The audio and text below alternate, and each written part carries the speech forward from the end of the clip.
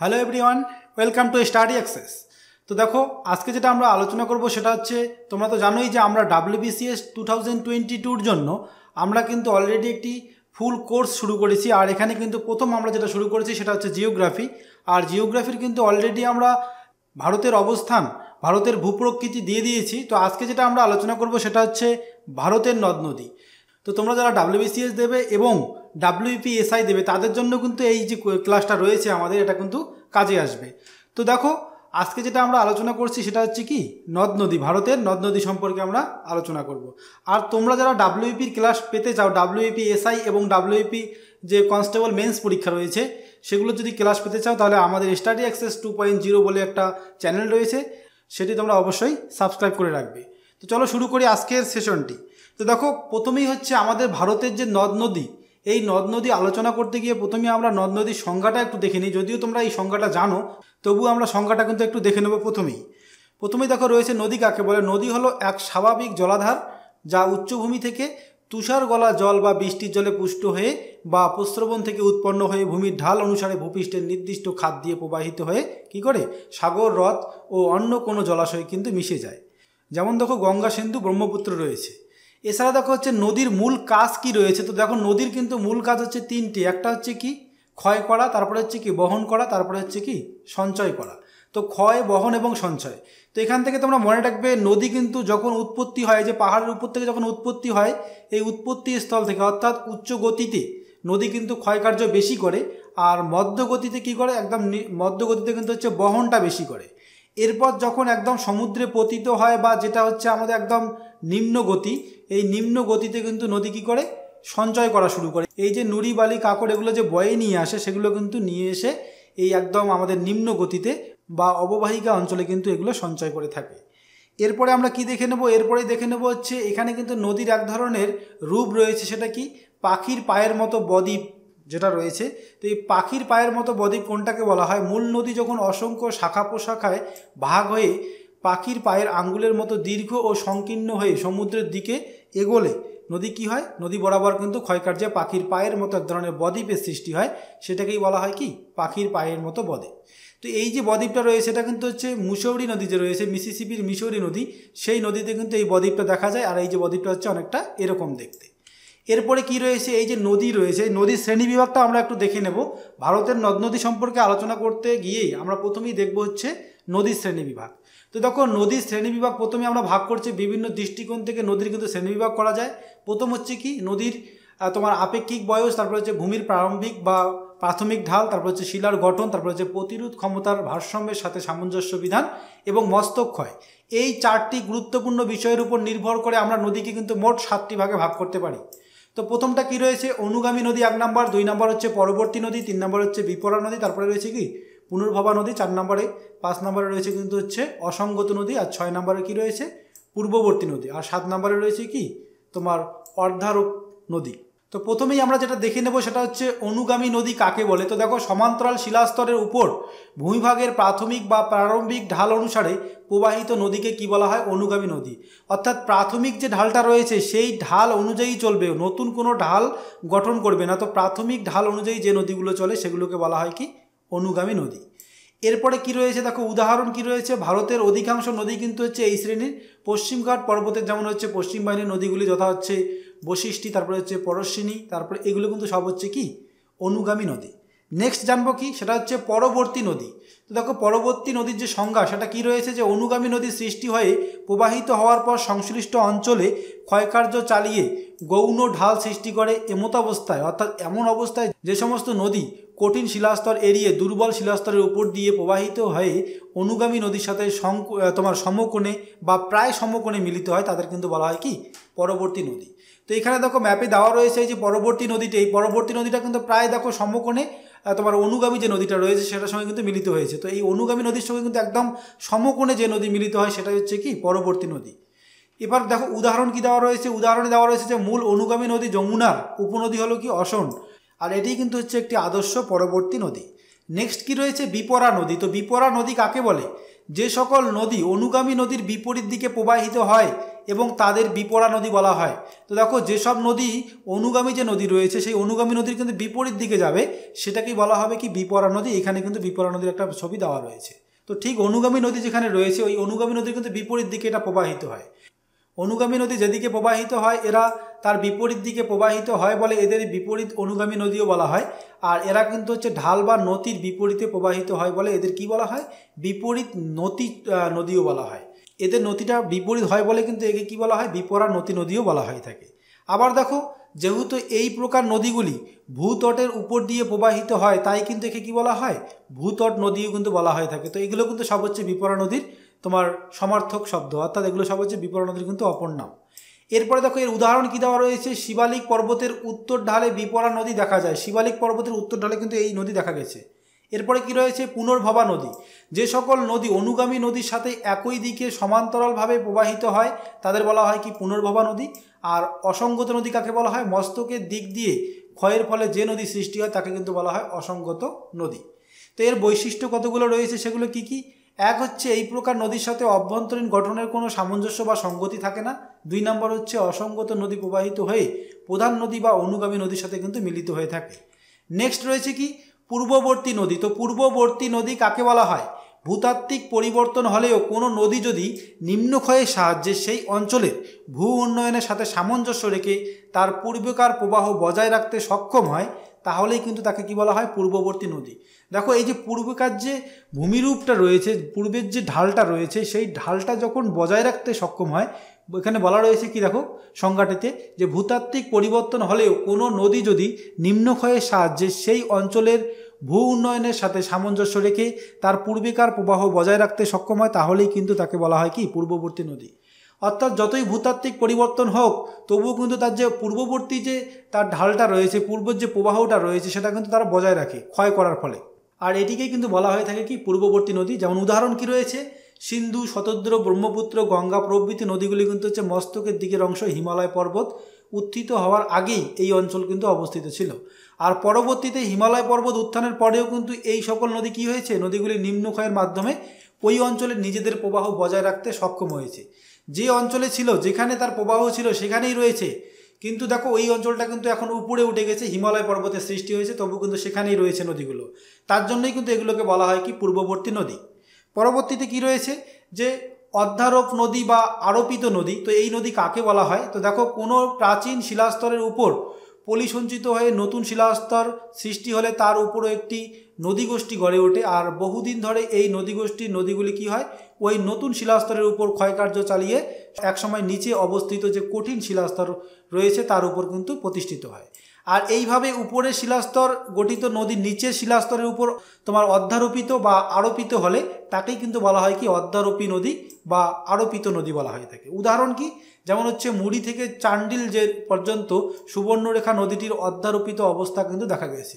তাহলে কোন নদী, এক হচ্ছে সুবর্ণরেখা নদী, সেখানে কোথায়, মুড়ি থেকে চান্ডিল পর্যন্ত কিন্তু এই অধ্যারোপ অবস্থাটা দেখা গেছে এই সুবর্ণরেখা নদীর। পরবর্তীতে কি রয়েছে, প্রকৃতি অনুযায়ী নদীকে শ্রেণীবিভাগ, অর্থাৎ প্রকৃতি অনুযায়ী নদীকে কয় ভাগে ভাগ করা যায়, এক হচ্ছে প্রধান নদী, 2 নম্বর হচ্ছে উপনদী, 3 নম্বর হচ্ছে শাখা নদী।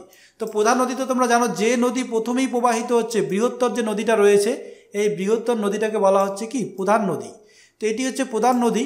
তো তোমরা দেখো নদী কি করে, উচ্চ যে প্রবাহ রয়েছে এই উচ্চ প্রবাহে কি করে, নদী সাধারণত হচ্ছে পর্বতে সৃষ্টি হয়, পর্বত বা উঁচু স্থানে সৃষ্টি হচ্ছে, যেখান থেকে সৃষ্টি হচ্ছে পর্বত মালভূমি বা যেখান থেকে সৃষ্টি হচ্ছে সেই স্থানে অর্থাৎ উচ্চ প্রবাহে কিন্তু অসংখ্য ছোট ছোট নদী এসে সেই মূল নদীতে মিলিত হয়। এই যে অসংখ্য ছোট ছোট নদীগুলো মূল নদীতে মিলিত হচ্ছে এই ছোট নদীগুলোকে কি বলা হয়, উপনদী কিন্তু বলা হয়ে থাকে।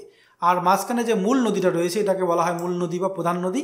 আর একদম নিচে দেখো রয়েছে, যখন নদীটা একদম পতিত হয় নিম্ন প্রবাহে গিয়ে একদম যখন মোহনা অঞ্চলটা যেখানে রয়েছে, যেখানে গিয়ে সমুদ্রে বা সাগরে বা কোথাও হ্রদে গিয়ে মেশে, সেই স্থানে পৌঁছানোর সঙ্গে সঙ্গে কিন্তু নিম্ন প্রবাহের সৃষ্টি হয়। আর ওই নিম্ন প্রবাহে কিন্তু অসংখ্য ছোট ছোট নদীতে ভাগ হয়ে গিয়ে একদম মোহনা অঞ্চলে গিয়ে সাগরে বা সমুদ্রে পতিত হয়।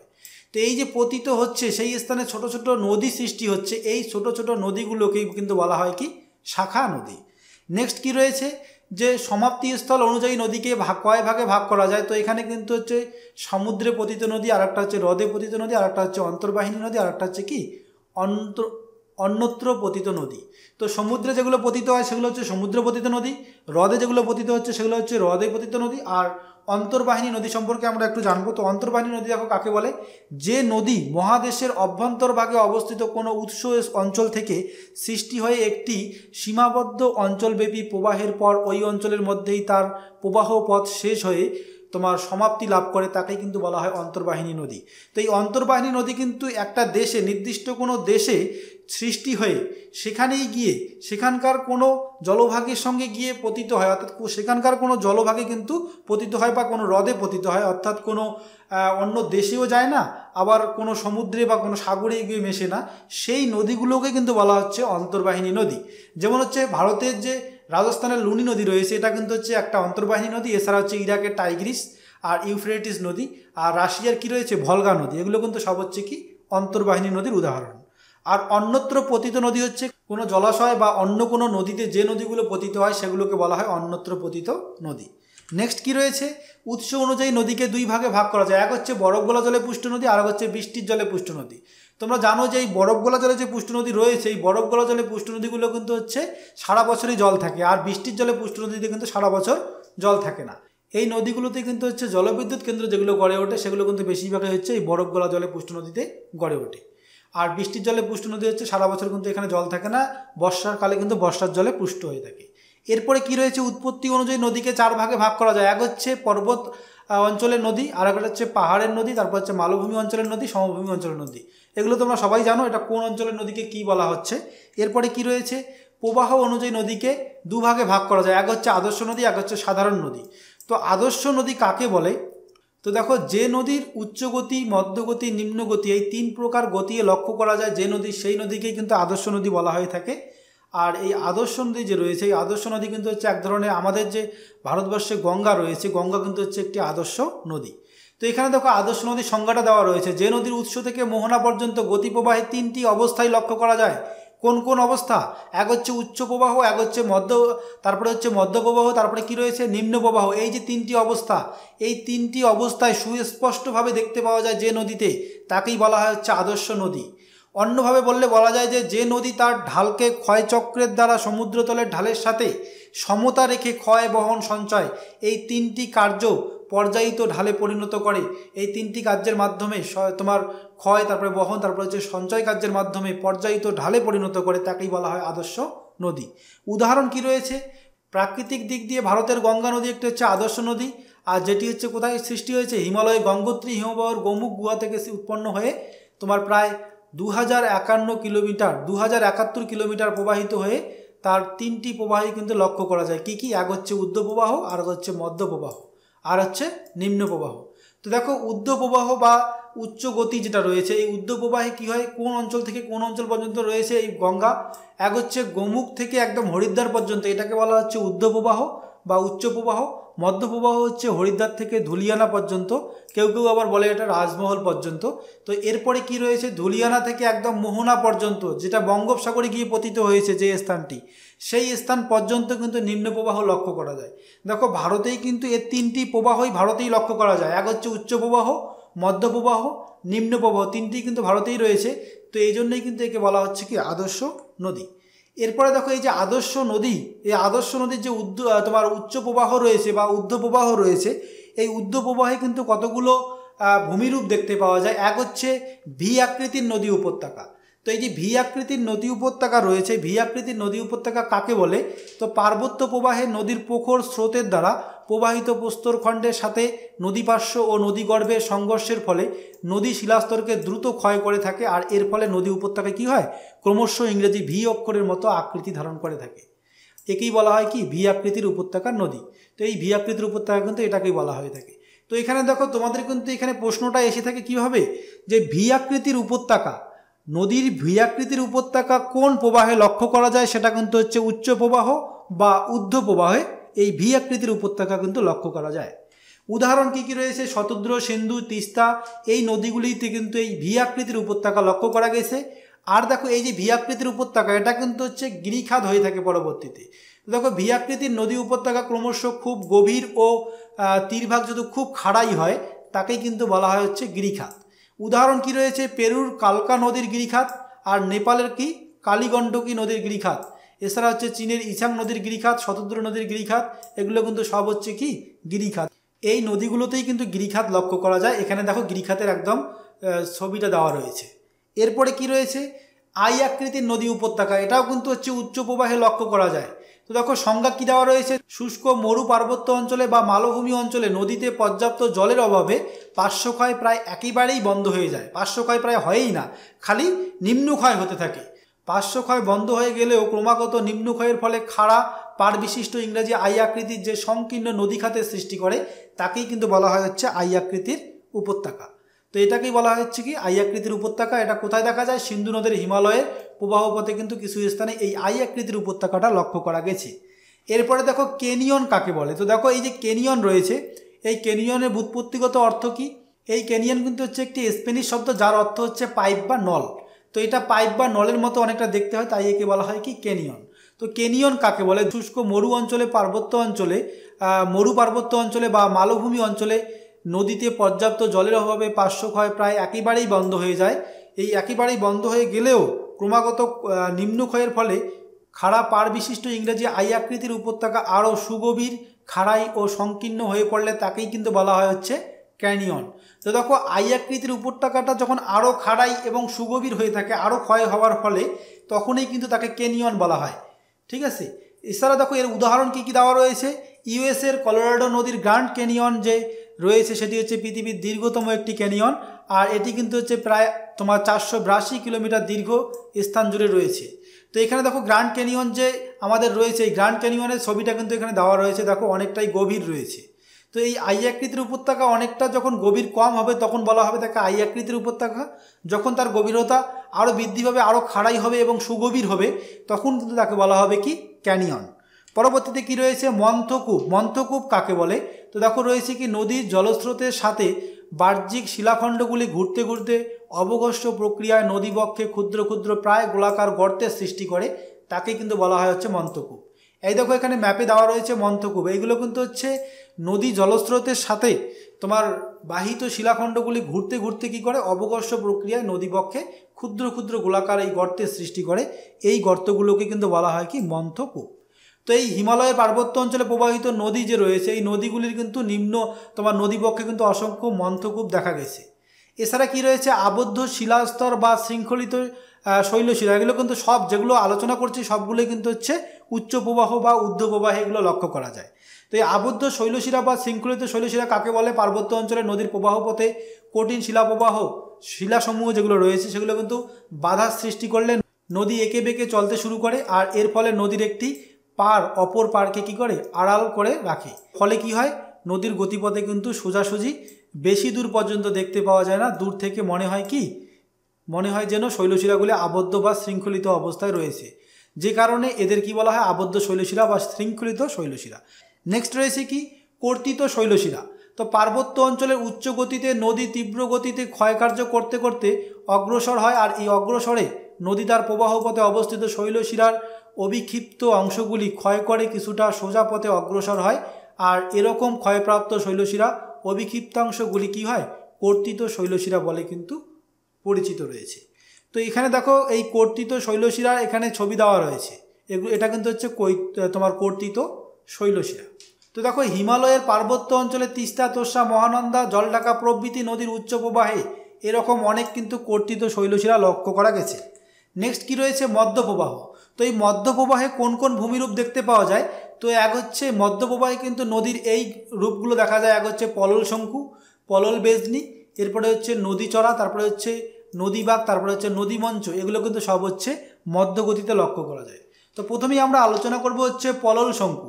পার্বত্য অঞ্চলের পরে সমভূমি প্রবাহের শুরুতে নদী উপত্যকায় বিভিন্ন আকৃতির শিলাখণ্ড কী হয়, অবক্ষেপিত হয়ে তিনকোনা অর্থাৎ শঙ্কুর মতো আকৃতির ভূমিরূপ সৃষ্টি করে, তাকেই বলা হয় পলল শঙ্কু। নেক্সট কি রয়েছে, নেক্সটে রয়েছে হচ্ছে হিমালয়ের পাদদেশে এরূপ অসংখ্য পলল শঙ্কু দেখা যায়, আর কাশ্মীর হিমালয়ের জাপসন, তারপর হচ্ছে দ্রাক, তারপর হচ্ছে আস্টর, তারপরে শিওক, শিগার, এগুলো প্রভৃতি নদীগুলো কিন্তু হচ্ছে পলল শঙ্কুর উদাহরণ। নেক্সট রয়েছে হচ্ছে পলল বেজনি বা পলল পাখা। তো এটা কাকে বলা হয়, তো পলল শঙ্কুর উপর দিয়ে নদী বিভিন্ন শাখা প্রশাখায় বিভক্ত হয়ে প্রবাহিত হলে পলল শঙ্কু কী হয়, অর্ধবৃত্তাকৃতিতে ভাগ হয়ে যে শাখা তোমার যে হাত পাখা আকৃতির ভূমিরূপ সৃষ্টি করে তাকে বলা হয় পলল বেজনি বা পলল পাখা। তো এখানে দেখো রয়েছে উদাহরণটা এবং এখানে ছবি দেওয়া রয়েছে। উদাহরণ কি রয়েছে, হিমালয়ের পাদদেশে এরূপ অনেক পলল বেজনি কিন্তু দেখা যায়।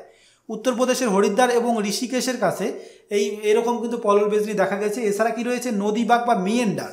মিয়েন্ডারের সঙ্গে তোমরা সবাই পরিচিত রয়েছে। মিয়েন্ডার কাকে বলে? মিয়েন্ডার শব্দটি এসেছে হচ্ছে তুরস্কের বাকবহুল নদী মিয়েন্ড্রেস থেকে। আর দেখো এটা সংজ্ঞা কি, পার্বত্য প্রবাহে নদীর জলস্রোতের গতি হ্রাস পায় আর নদী তার প্রবাহ পথে অবস্থিত বাধাগুলিকে এড়িয়ে চলবার জন্য বড় বড় বাঁক নিয়ে এঁকে বেঁকে অগ্রসর হয়। এই বড় বড় বাঁকগুলিকে কি বলা হয়? নদী বাঁক বা মিয়েন্ডার। আর এটা কিন্তু লক্ষ্য করা যায় হচ্ছে মধ্য গতিতে। তো দেখো মিয়েন্ডার কিন্তু হচ্ছে কি, অ্যাকচুয়ালি দেখো নদী যখন মধ্য গতিতে যায় তখন কিন্তু অনেকটাই তার খরস্রোতা, অর্থাৎ তার যে জলের স্রোত সেটা কিন্তু অনেকটাই কমে যায়। আর কমে যাওয়ার ফলে কিন্তু হচ্ছে বিভিন্ন পর্বত এবং কঠিন শিলা যেগুলো রয়েছে সেগুলোকে ক্ষয় করে এগিয়ে যেতে পারে না। তার জন্য কিন্তু সেই কঠিন শিলাগুলোকে এড়িয়ে কোমল শিলা দিয়ে কিন্তু কোমল শিলাগুলো ক্ষয় করতে করতে কিন্তু এগিয়ে যায়। আর তার ফলেই কিন্তু এই ধরনের একটা বাঁক সৃষ্টি হয়। দেখো এদিকে ছবিতে দেওয়া রয়েছে, এই বাঁকের সৃষ্টি হয়, এই ধরনের একটা যখন বাঁক সৃষ্টি হয় এই বাঁকটাকে কি বলা হয়? মিয়েন্ডার। পরবর্তী কোশ্চেনে যাব। পরবর্তীতে দেখো রয়েছে কি, নদী মঞ্চ বা নদী সোপান কাকে বলে? নদী উপত্যকার দুই তীরে ধাপে ধাপে নেমে এসে নদীর দুই পাশে মঞ্চের মতো অবস্থান করলে তাকে বলা হয় নদী মঞ্চ বা নদী সোপান। অ্যাকচুয়ালি দেখো স্ট্রেস যেখানে থাকে অর্থাৎ মঞ্চ যেখানে থাকে তার সিঁড়িটা কীরকম হয়? ধাপে ধাপে কিন্তু থাকে, সেই সিঁড়ি দিয়ে আমরা উঠে থাকি মঞ্চের মধ্যে। তো এই সিঁড়ির মতো, অর্থাৎ এই যে আমাদের স্ট্রেস বা মঞ্চে যে এরকম করে আমরা সিঁড়ি দিয়ে উঠি সেই সিঁড়ির মতো যে সিঁড়ির সৃষ্টি হয়, সেই সিঁড়ির সৃষ্টি হলে সেটাকেই বলা হয় হচ্ছে নদী মঞ্চ। তো নদী প্রবাহে কিন্তু এরকম সিঁড়ি অনেক সময় লক্ষ্য করা যায়। আর এই সিঁড়িগুলি যেখানেই লক্ষ্য করা যায় সেটাকে বলা হয় হচ্ছে নদী মঞ্চ। এটার প্রকৃত উদাহরণ হচ্ছে কোন কোন নদীতে এই সিঁড়ি মঞ্চ বা এই নদী মঞ্চ বা লক্ষ্য করা যায়। তো এই নদী মঞ্চ কিন্তু লক্ষ্য করা যায় হচ্ছে গঙ্গা, তিস্তা, ব্রহ্মপুত্র প্রভৃতি নদীগুলিতে কিন্তু এরকম নদী মঞ্চ লক্ষ্য করা যায়। এরপর দেখো কি রয়েছে নিচেই, নিম্ন প্রবাহ। নিম্ন প্রবাহে কোন কোন ভূমিরূপ দেখতে পাওয়া যায়? এক হচ্ছে প্লাবনভূমি, স্বাভাবিক বাঁধ বা লেভি, তারপর হচ্ছে বদ্বীপ, তারপর হচ্ছে খাড়ি। খাড়ি কিন্তু হচ্ছে নিম্ন প্রবাহে লক্ষ্য করা যায়, এটা তোমরা খুব ভালোভাবে মনে রাখবে। খাড়ি যে রয়েছে এটি কিন্তু হচ্ছে নিম্ন প্রবাহে লক্ষ্য করা যায়। এরপরে দেখো কি রয়েছে, প্রবাহের অবস্থান অনুযায়ী নদীকে দুই ভাগে ভাগ করা যায়, এক হচ্ছে ভূপৃষ্ঠ নদী আর এক হচ্ছে অন্তঃসলিলা নদী। নেক্সট কি রয়েছে, অন্তঃসলিলা নদী বা ফাগু নদী। সংজ্ঞা কি দেওয়া রয়েছে, যে মূলত চুনাপাথরযুক্ত অঞ্চলে লবণ শিলাযুক্ত অঞ্চলে দ্রবণ ক্রিয়ার ফলে ভূপৃষ্ঠে প্রবাহিত নদী অভ্যন্তরে প্রবেশ করলে ভূ অভ্যন্তরে প্রবাহিত সেই নদীকেই বলা হয় কিন্তু হচ্ছে অন্তঃসলিলা নদী বা কি বলা হয়, অন্তঃসলিলা নদী বা ফল্গু নদী কিন্তু বলা হয়ে থাকে। উদাহরণ কি দেওয়া রয়েছে, যুগোস্লাভিয়ার কাস্ট অঞ্চলে নদীগুলি অন্তঃসলিলা নদীর উদাহরণ। পরবর্তীতে কি রয়েছে, জলের প্রকৃতি অনুযায়ী মিষ্টি জলের নদী, আর হচ্ছে লবণাক্ত জলের নদী, আর হচ্ছে মিশ্র জলের নদী। অভিমুখ অনুযায়ী পূর্ব বাহিনী নদী, পশ্চিম বাহিনী নদী, উত্তর বাহিনী নদী, আর হচ্ছে দক্ষিণ বাহিনী নদী, এছাড়া হচ্ছে মধ্য বাহিনী নদী। তো এই নদীর আলোচনাগুলো আমাদের পরবর্তীতে আবার রয়েছে, সেখানে আমরা পূর্ব বাহিনী নদী, পশ্চিম বাহিনী নদী, উত্তর বাহিনী নদী কোনগুলো রয়েছে সেগুলো আমরা দেখে নেব। এরপরে কি রয়েছে, জলের প্রাপ্যতা অনুযায়ী নদী দুই ভাগে ভাগ করা যায়, এক হচ্ছে নিত্যবহ নদী আর এক হচ্ছে অনিত্যবহ নদী। নিত্যবহ নদী হচ্ছে যেগুলোতে সারা বছর জল দেখা যায় সেগুলোকে বলা হয় নিত্যবহ নদী। এই নদীগুলো কিন্তু হচ্ছে বরফ গলা জলে পুষ্ট নদী। এছাড়া রয়েছে নিত্যবহ নদী। অনিত্যবহ নদী যেগুলো রয়েছে এগুলো কিন্তু হচ্ছে শীতের দিনে শুকিয়ে যায় আর বর্ষার দিনে কিন্তু এই নদীগুলো ভরাট হয়ে থাকে। নেক্সট রয়েছে কি, এখানে দেখো রয়েছে ভারতের নদ নদী এবং জলাশয়। এরপরে আমরা আলোচনা করব হচ্ছে ভারতের যে নদ নদী রয়েছে সেই নদ নদী এবং জলাশয়গুলো সম্পর্কে বিস্তারিত এখন আমরা আলোচনা করব। তো দেখো রয়েছে সিন্ধু নদী প্রথমেই। তো সিন্ধু নদ তিব্বতের মানস সরোবরের উত্তরে অবস্থিত সিংহ খাবার থেকে উৎপন্ন হয়েছে। তো সিংহ খাবার থেকে উৎপন্ন হয়েছে এই সিন্ধু নদ। এই সিন্ধু নদ যেখান থেকে উৎপত্তি হয়েছে সেখান থেকে কিন্তু হচ্ছে ব্রহ্মপুত্র নদীর উৎপত্তি হয়েছে। এই সিন্ধু নদ এবং ব্রহ্মপুত্র নদী এক জায়গায় উৎপত্তি হয়ে একটা গেছে পশ্চিম দিকে, একটা কিন্তু গেছে হচ্ছে পূর্ব দিকে। তো এখান থেকে আমরা পরবর্তীতে দেখে নেব। তো দেখো 2880 কিমি দীর্ঘ সিন্ধু নদী ভারতের উপর দিয়ে 709 কিমি প্রবাহিত হয়েছে। 709টা ভারতের রয়েছে আর বাকি যেটা রয়েছে সিন্ধু নদী পুরোটাই কিন্তু রয়েছে হচ্ছে পাকিস্তানে। তো এরপরে দেখো রয়েছে কি 3 নম্বরে, সেখানে দেখো রয়েছে সিন্ধু করাচির নিকট আরব সাগরে পতিত হয়েছে। এরপরে হচ্ছে সিন্ধু উপনদী সিয়ক কাশ্মীরের মধ্যে সিন্ধুর সঙ্গে মিলিত হয়েছে। তো এই সিয়ক নদীটা কিন্তু হচ্ছে কাশ্মীরের সঙ্গে মিলিত হয়েছে, এই সিয়ক নদীটা কাশ্মীরের মধ্যে সিন্ধুর সঙ্গে মিলিত হয়েছে। এরপরে কি রয়েছে, সিন্ধু বা ইন্দাস নদীর প্রধান যে 5টি উপনদী রয়েছে ঝিলাম, চেনাব, রাভি, বিয়াস এবং সতলেজ, এই যে নদীগুলো রয়েছে এর মধ্যে সতলেজ বা শতদ্র হচ্ছে দীর্ঘতম। এমনকি সিন্ধুর চেয়েও ভারতীয় সীমানায় যে রয়েছে, এমনকি সিন্ধুর চেয়েও কিন্তু এটা দীর্ঘতম। কেন? ভারতীয় সীমানায় সিন্ধু নদ যে দৈর্ঘ্যটা রয়েছে তার চেয়ে বেশি দৈর্ঘ্য কিন্তু রয়েছে হচ্ছে সতলুজ বা শতদ্র নদী।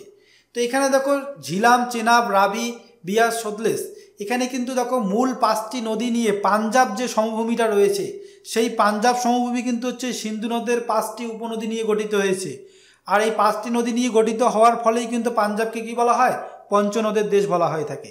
নেক্সট কি রয়েছে? বিতস্তা বা ঝিলাম নদীর তীরে শ্রীনগর শহরটি অবস্থিত। নেক্সট কি রয়েছে? যে 1960 সালে সিন্ধু চুক্তি অনুসারে রিয়াস, তারপরে হচ্ছে রাবি, সুতলেজ জলপ্রবাহ নিয়ন্ত্রণ ভারতের হাতে থাকে, আর ইন্দাস, চেনাব, ঝিলাম এই জলপ্রবাহ নিয়ন্ত্রণ কার হাতে যায়? পাকিস্তানের হাতে যায়। তো নিচে দেখো রয়েছে কি? দোয়াব অঞ্চল। তো দেখো সিন্ধু সাগর দোয়াব অঞ্চল যেটা রয়েছে, আমরা জানি কি দুটি নদীর মধ্যবর্তী স্থান, দুটি নদী যেখানে গিয়ে মিলিত হয়েছে সেই স্থানের মধ্যবর্তী যে স্থানটা রয়েছে সেই মধ্যবর্তী স্থানটাকে কি বলা হয়? দোয়াব অঞ্চল।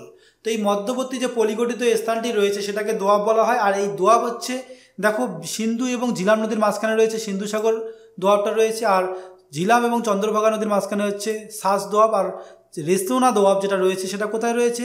ইরাবতী এবং চন্দ্রভাগা নদীর মধ্যবর্তী স্থানে। আর বিপাশা নদী এবং ইরাবতী নদীর মাঝখানে কি রয়েছে? বাড়ি দোয়াব। আর বিস দোয়াব কোথায় রয়েছে? বিপাশা এবং শতদ্র নদীর মাঝখানে রয়েছে হচ্ছে বিস দোয়াব। এরপরে দেখো রয়েছে কি? বিপাশা নদী সম্পর্কে একটু জেনে নেই। বিপাশা হচ্ছে রোটাং গিরিপথ থেকে উৎপন্ন হয়েছে, আর ইরাবতী নদী হচ্ছে রোটাং গিরিপথ থেকে এটাও কিন্তু উৎপত্তি হয়েছে। আর বিতস্তা যেটা রয়েছে এটা কিন্তু হচ্ছে পীরপাঞ্জলের তোমার ভেরিনাক প্রস্রবণ থেকে উৎপন্ন হয়েছে। আর চন্দ্রভাগা এই দুই নদীর পৃথকভাবে উৎপন্ন হয়ে মিলিত হয়েছে হচ্ছে চন্দ্র নদী। কোথায় উৎপত্তি হয়েছে? জজিলা গিরিপথ। আর ভাগা নদী কিন্তু হচ্ছে বারলাচা গিরিপথ থেকে উৎপত্তি লাভ করেছে, আর এটা মিলিত হয়ে কি হয়েছে? চন্দ্রভাগা নদী তৈরি করেছে। এরপরে কি রয়েছে? শতদ্র। শতদ্র হচ্ছে ভারতে রয়েছে, আর এটা হচ্ছে তিব্বতের মালভূমি অঞ্চল যেটা রয়েছে তিব্বত মালভূমি, এই তিব্বত মালভূমির রাক্স হ্রদ থেকে কিন্তু উৎপত্তি লাভ করেছে। শিবকিলা গিরিখাতের মধ্য দিয়ে শতদ্র হিমাচল প্রদেশে প্রবেশ করেছে। রোপারের নিকট পাঞ্জাবের সমভূমিতে প্রবেশের আগে মৈনা দেবীধর যে রয়েছে পর্বত, সেই পর্বতের নিকট গভীর ভাকরা গিরিখাত সৃষ্টি করেছে। এরপরে কি রয়েছে? চন্দ্রভাগা। চন্দ্রভাগা কিন্তু হচ্ছে বারলাচা গিরিপথ থেকে উৎপত্তি লাভ করেছে। আর দেখো উল্লেখযোগ্য শহরগুলো কি রয়েছে, কোন কোন উপনদীর উপর কোন কোন শহর রয়েছে উল্লেখযোগ্য। তো প্রথমেই দেখো রয়েছে বিতস্তা। বিতস্তার উপর কিন্তু শ্রীনগর শহরটি রয়েছে, আর বিপাশার উপর রয়েছে হচ্ছে মানালি শহরটি, শতদ্রের উপর রয়েছে ভাকরা শহরটি, আর লুধিয়ানা যে রয়েছে লুধিয়ানা কিন্তু হচ্ছে ফিরোজপুর রয়েছে লুধিয়ানার উপর। আর ইরাবতী নদীর উপর রয়েছে কি? লাহোর। এরপরে দেখো রয়েছে কি? সিন্ধু দীর্ঘতম উপনদী শতদ্র, তবে ভারতে প্রবাহিত সিন্ধু দীর্ঘতম উপনদী কিন্তু হচ্ছে চন্দ্রভাগা। তো দেখো ভারতে প্রবাহিত যে রয়েছে দীর্ঘতম উপনদী যেগুলো ভারতেই রয়েছে, বাইরে যায়নি ভারতের, সেগুলোর মধ্যে কিন্তু হচ্ছে চন্দ্রভাগা হচ্ছে সিন্ধুর দীর্ঘতম উপনদী। নেক্সট কি রয়েছে? গঙ্গা। গঙ্গা সম্পর্কে আমরা জেনে নেব। তো দেখো গঙ্গা হচ্ছে ভারতের দীর্ঘতম নদী, আর গঙ্গা নদীর মোট দৈর্ঘ্য হচ্ছে 2510 কিমি, এর মধ্যে 2017 কিমি হচ্ছে ভারতে প্রবাহিত। আর বাকিটা কোথায় রয়েছে? বাকিটা রয়েছে হচ্ছে বাংলাদেশে। নেক্সট কি রয়েছে? কুমায়ুন হিমালয়ের গঙ্গোত্রী হিমবাহের গোমুখ নামে যে গুহা রয়েছে সেখান থেকে কিন্তু হচ্ছে ভাগীরথী নামে উৎপন্ন হয়েছে এই নদী, আর এটা উৎপত্তি হয়ে পরবর্তীতে কিন্তু এর নাম পরিবর্তন হয়ে গঙ্গা হয়ে যায়। তো এখানে দেখো দেবপ্রয়াগ এবং মন্দাকিনী ও অলকানন্দা মিলিত স্রোত যেটা রয়েছে সেটাকে ভাগীরথীর সাথে মিলিত হয়ে গঙ্গা নাম নিয়ে প্রবাহিত হয়েছে। তো রুদ্রপ্রয়াগে কিন্তু হচ্ছে মন্দাকিনী এবং অলকানন্দা একসাথে মিলিত হয়েছে হচ্ছে কোথায়? রুদ্রপ্রয়াগে। তো এখানে আমরা দেখে নেব বিভিন্ন ধরনের যে প্রয়াগগুলো রয়েছে, বিভিন্ন যে মিলন স্থানগুলো রয়েছে কোনটার নাম কি। তো অলকানন্দা এবং ধৌলিগঙ্গা যেখানে মিলিত হয়েছে সেটা হচ্ছে বিষ্ণুপ্রয়াগ, অলকানন্দা ও মন্দাকিনী যেখানে মিলিত হয়েছে সেটা হচ্ছে কি? নন্দপ্রয়াগ। এখানে তোমরা ম্যাপটাও দেখে নেবে, এখানে ম্যাপটা দেওয়া রয়েছে দেখো নন্দপ্রয়াগ। এরপরে কি রয়েছে? এই যে নন্দপ্রয়াগ। এরপরে রয়েছে হচ্ছে অলকানন্দা ও মন্দাকিনী যেখানে মিলিত হয়েছে রুদ্রপ্রয়াগে। এই যে রুদ্রপ্রয়াগ, অলকানন্দা এই নদীটা, মূল নদীটা হচ্ছে অলকানন্দা, এই অলকানন্দার সঙ্গে যেখানে মন্দাকিনী মিলিত হয়েছে সেটাকে বলা হচ্ছে রুদ্রপ্রয়াগ। নেক্সট হচ্ছে কি? মন্দাকিনী তোমার অলকানন্দা এবং ভাগীরথী নদী যেখানে মিলিত হয়েছে সেটাকে কি বলা হয়? দেবপ্রয়াগ। এই দেখো ভাগীরথী নদী আর এদিকে রয়েছে হচ্ছে অলকানন্দা, এই দুটো নদী যেখানে মিলিত হয়েছে সেটা হচ্ছে দেবপ্রয়াগ। আর এর পরেই কিন্তু এর নাম হয়ে যায় কি? গঙ্গা। আর গঙ্গা নাম হওয়ার পরে গঙ্গা যখন কোশি নদীর সঙ্গে মিলিত হয় তখন কিন্তু এর নাম হয় কুরুশিলা, আর সেই মিলিত স্থানটির নাম হয় কুরুশিলা। আর গঙ্গা ও যমুনা যেখানে মিলিত হয় সেটা হচ্ছে এলাহাবাদ। কৃষ্ণা ও তুঙ্গভদ্রা যেখানে মিলিত হয় সেটা হচ্ছে আলমপুর।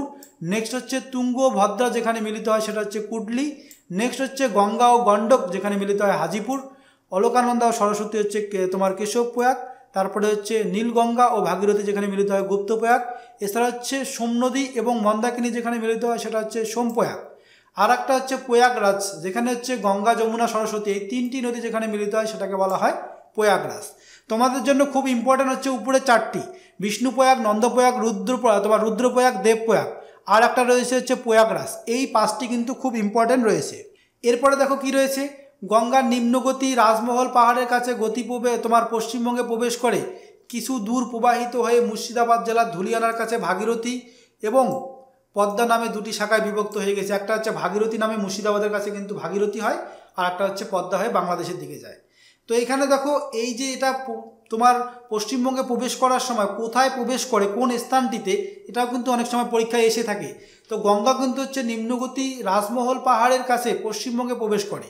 তো রাজমহল পাহাড়ের কাছে এসে পশ্চিমবঙ্গে প্রবেশ করে, আর সেখান থেকে প্রবেশ করার পরবর্তীতে মুর্শিদাবাদ জেলায় গিয়ে ধুলিয়ানার কাছে ভাগীরথী নাম নিয়ে এটা তোমার নদীয়ার দিকে যায়, আর গঙ্গা নাম নিয়ে একটা কিন্তু হচ্ছে আমাদের বাংলাদেশে প্রবেশ করে। তো এই নদীটা যখন নদীয়াটাকে পার করে যায় তখন কিন্তু এই নদী ভাগীরথী নদীর নাম পরিবর্তন হয়ে কী হয়, হুগলি নদী হয়ে যায়। এরপরে কি রয়েছে, পদ্মা বাংলাদেশে প্রবাহিত হয়ে যমুনার সাথে মিলিত হয়েছে। আমরা জানি কি ব্রহ্মপুত্র নদীর নাম কিন্তু বাংলাদেশে যখন যায় তখন নাম হয়ে যায় তার কি যমুনা। আর এই আমাদের যে ভারতবর্ষের যে আমাদের নদীটা রয়েছে তোমার গঙ্গা নদী, এটা কিন্তু যখনই তোমার বাংলাদেশে যায় তখন পদ্মা নাম নিয়ে যায়, আর ওখানে গিয়ে কিন্তু যমুনা নদীর সঙ্গে মিলিত হয়। এরপরে কি রয়েছে, এরপর হচ্ছে পদ্মা যমুনার মিলিত প্রবাহ মেঘনার সাথে মিলিত হয়ে বঙ্গোপসাগরে কিন্তু পতিত হয়। এরপরে কি রয়েছে, পশ্চিমবঙ্গে মুর্শিদাবাদ থেকে হুগলি জেলা পর্যন্ত গঙ্গা ভাগীরথী নামে প্রবাহিত হয়। এরপরে হুগলি জেলা থেকে ভাগীরথী বা গঙ্গা হুগলি নদী নাম নিয়ে কিন্তু বঙ্গোপসাগরে পতিত হয়।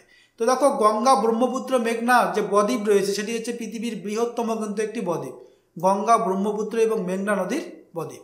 নেক্সট কি রয়েছে, গঙ্গার বাম তীরস্থ যে উপনদীগুলো রয়েছে রামগঙ্গা, গোমতী, ঘরগড়া, গণ্ডক, কোশি, এগুলো হচ্ছে বাম তীরের উপনদী। আর ডান তীরের উপনদীগুলো কী কী রয়েছে সেগুলো আমরা দেখে নেব। তো দেখো গঙ্গার ডান তীরস্থ উপনদী এগুলি দক্ষিণ দিক দিয়ে এসে গঙ্গাতে তোমার মিলিত হয়েছে। আর উল্লেখযোগ্য ডান তীরস্থ নদীগুলি হচ্ছে সোন, যমুনা, তারপর হচ্ছে তামকা, তারপর হচ্ছে পুনপুর। এগুলো গঙ্গার তীরে কলকাতা, তারপর হচ্ছে নবদ্বীপ, পাটনা, বারাণসী, এলাহাবাদ, কানপুর, হরিদ্বার, এই যে শহরগুলো রয়েছে এই শহরগুলো কিন্তু সব এই নদীর উপরে রয়েছে, গঙ্গা নদীর উপর। তো এই শহরগুলো সম্পর্কে আমরা লাস্টে আবার আলোচনা করব কোন নদীর উপর কোন শহর রয়েছে। তো এখানেও তোমরা একবার দেখে নাও যে কলকাতা, নবদ্বীপ, পাটনা, বারাণসী, এলাহাবাদ, কানপুর, হরিদ্বার, এই শহরগুলো সব কিন্তু হচ্ছে গঙ্গা নদীর তীরে রয়েছে। নেক্সট দেখো এখানে দেওয়া রয়েছে গঙ্গার বিভিন্ন উপনদীগুলি। তো এখানে প্রথমেই রয়েছে দেখো কোশি নদী। এই কোশি নদী দেখো এখানে 7টা নদী একসঙ্গে মিলিত হয়েছে, 7টি নদী একসঙ্গে মিলিত হয়েছে কোশি নদীটা হয়েছে। এই কোশি নদীটা কিন্তু হচ্ছে আমাদের গঙ্গার সঙ্গে মিলিত হয়েছে। তো এই যে 7টি নদী, এক হচ্ছে ইন্দ্রাবতী, তারপর হচ্ছে এমকোশি, তারপর হচ্ছে দুধকোশি, এগুলো অনেকগুলো রয়েছে, দেখো তোমরা নামগুলো দেখে নেবে, অরুণকোশি, এগুলো সব কিন্তু রয়েছে। আর এই 7টি নদীকে একসঙ্গে কী বলা হয়, সপ্ত নদী বা সপ্তকোশি কিন্তু বলা হয়ে থাকে এই 7টি নদীকে। তো দেখো কোশি নদীর উৎপত্তিটা একটু দেখে নেই।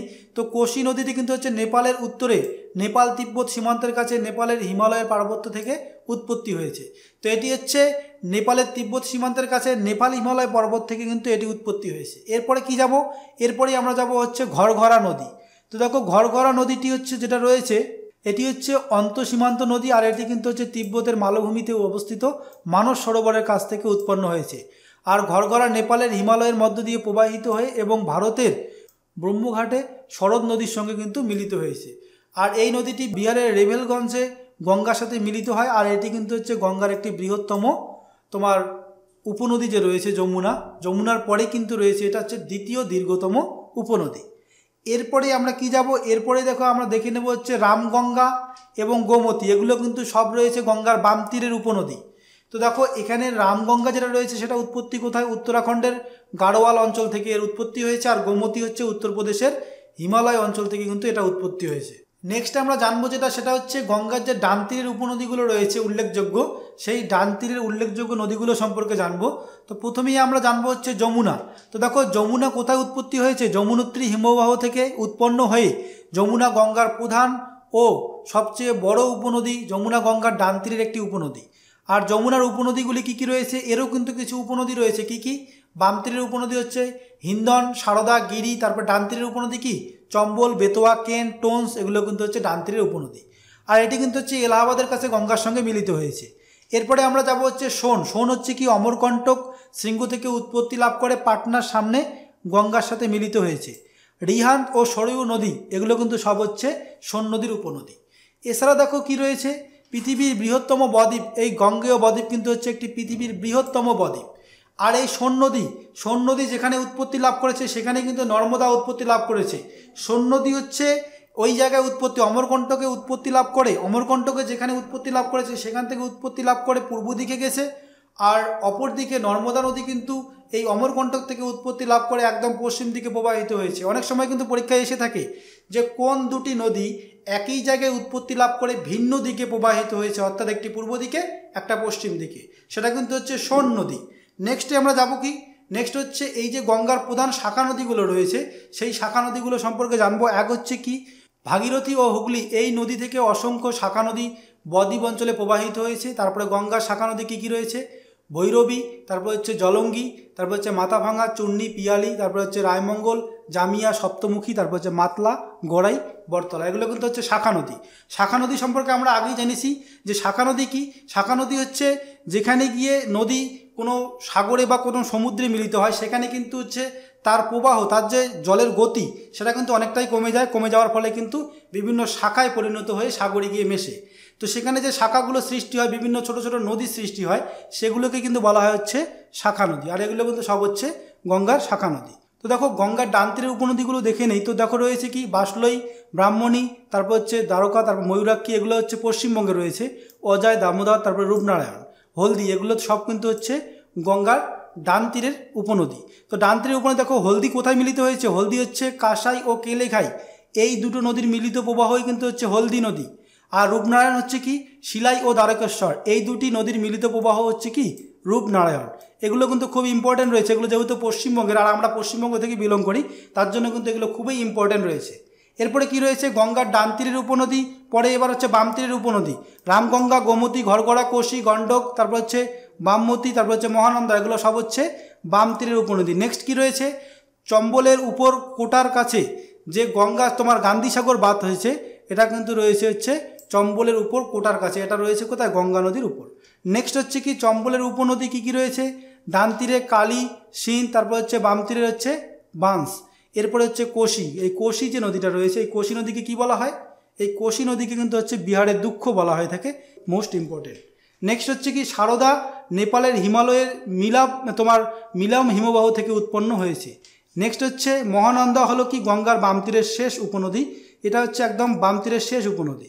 দামোদরের প্রধান উপনদী হচ্ছে কি বরাকর, আর দামোদরকে কি বলা হয়, বাংলার দুঃখ বলা হয়। নেক্সট হচ্ছে কি গঙ্গার তীরে প্রধান শহর কি কি রয়েছে, এক হচ্ছে হরিদ্বার, তারপর হচ্ছে এলাহাবাদ, কানপুর, বারাণসী, পাটনা, মুঙ্গের, ভাগলপুর, নবদ্বীপ, কলকাতা, এটা কিন্তু আগেও আমরা আলোচনা করেছি। আর যমুনার তীরে কি কি রয়েছে, দিল্লি, মথুরা, আগ্রা, এই যে তিনটি শহর রয়েছে এই তিনটি শহর কিন্তু হচ্ছে যমুনা নদীর তীরে রয়েছে। নেক্সট কি গঙ্গার উচ্চগতি কোথায় রয়েছে, গঙ্গোত্রী থেকে হরিদ্বার পর্যন্ত, আর মধ্যগতি হরিদ্বার থেকে পশ্চিমবঙ্গের সীমানা পর্যন্ত, আর নিম্নগতি মুর্শিদাবাদ থেকে গঙ্গাসাগর মোহনা পর্যন্ত, এই মোহনা পর্যন্ত হচ্ছে নিম্নগতি। এরপরে কি রয়েছে গঙ্গার প্রধান উপনদী যমুনা, যমুনাত্রী হিমবাহ থেকে উৎপন্ন হয়ে এলাহাবাদ বা প্রয়াগে এসে ডান দিক থেকে গঙ্গায় পতিত হয়েছে। নেক্সট কি রয়েছে গঙ্গা এলাহাবাদের নিকট যমুনার সাথে মিলিত হয়েছে এবং রাজমহলের কাছে কিন্তু পশ্চিমবঙ্গে প্রবেশ করেছে, এটা আমরা আলোচনা করেছিলাম। এরপরে কি মুর্শিদাবাদের ধুলিয়ানার নিকট দুভাগে ভাগ হয়েছে, এক হচ্ছে পদ্মা নামে বাংলাদেশে গেছে, আরেকটি কি শাখা ভাগীরথী নামে কিন্তু নবদ্বীপের কাছে হুগলি নামে বঙ্গোপসাগরে পতিত হয়েছে। নবদ্বীপের কাছে গিয়ে হুগলি নাম নিয়ে তারপরে বঙ্গোপসাগরে পতিত হয়েছে। নেক্সট হচ্ছে কি চম্বল, বেতোয়া, কেন প্রভৃতি হচ্ছে যমুনার উপনদী। তারপরে যমুনার তীরে অবস্থিত ভারতের শাখা নদীগুলি কী কী রয়েছে, যমুনার তীরে অবস্থিত ভারতের রাজধানী কী রয়েছে, ভারতের রাজধানী দিল্লি কিন্তু রয়েছে হচ্ছে এই যমুনা নদীর তীরে। এরপরে হচ্ছে চম্বল নদী মধ্যপ্রদেশ থেকে উৎপন্ন হয়ে রাজস্থানের মধ্য দিয়ে গিয়ে উত্তরপ্রদেশে উত্তরপ্রদেশ দিয়ে যমুনার সাথে মিলিত হয়েছে, উত্তরপ্রদেশে গিয়ে কিন্তু এই যমুনার সাথে মিলিত হয়। এরপর হচ্ছে কোটা শহরটি কিন্তু এই চম্বল নদীর তীরে রয়েছে। নেক্সট কি রয়েছে গান্ধী সাগর, তারপর হচ্ছে রানা প্রতাপ সাগর ড্যাম, তারপর হচ্ছে জওহর সাগর ড্যাম, এগুলো সব কিন্তু রয়েছে কোথায়, চম্বল নদীর উপর। মোস্ট ইম্পর্টেন্ট এই ড্যামগুলো কিন্তু মোস্ট ইম্পর্টেন্ট রয়েছে, আর এই ড্যামগুলো কিন্তু সবগুলো রয়েছে কোথায়, এই গান্ধী সাগর ড্যাম, তারপর হচ্ছে রানা প্রতাপ সাগর ড্যাম, তারপর হচ্ছে জওহর সাগর ড্যাম, এগুলো সব হচ্ছে চম্বল নদীর তীরে রয়েছে। এরপরে কি রয়েছে সোন নদী দক্ষিণ দিক দিয়ে এসে উত্তরের বিহারের দানপুরে, বিহারের যে দানাপুর রয়েছে সেখানে গঙ্গার সাথে মিলিত হচ্ছে।